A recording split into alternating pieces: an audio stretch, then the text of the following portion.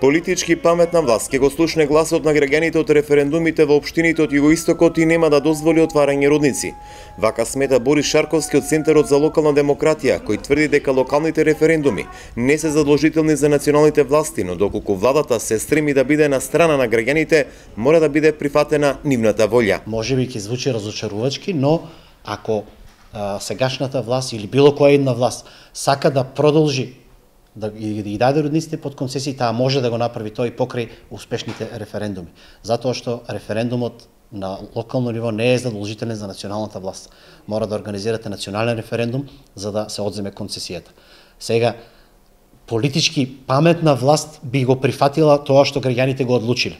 Но утре може да дојде некоја друга власт и да рече овој референдум за нас не е задолжителен, ова е решение на националната власт и повторно да се отворат рудниците. Жителите на Гевгелија и Богданци со гласање кажа не на отварање рудници во нивните општини. Дојранчани ќе гласаат на 23 јули, а одлука за референдум има и во Валандово. Референдумите се резултат на слабиот демократски капацитет на градоначалниците и советниците, кои навремено и целосно не ги информираа своите граѓани. Голем број од граѓаните не знаеа за што се работи.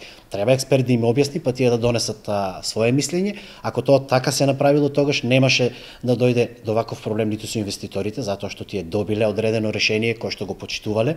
Тие не се воопшто виновни за тоа, барале и добиле, но градоначалниците во овој случај покажале многу и советите, посебно советите на општините, многу низок демократски капацитет, доделиле барање само од економски причини, без да се видат сите други пошироки импликации. Премиерот Зоран Заев истакна дека владата на Република Македонија нема ништо против рудниците, но постапките за доделените концесии мора да бидат законски испочитувани.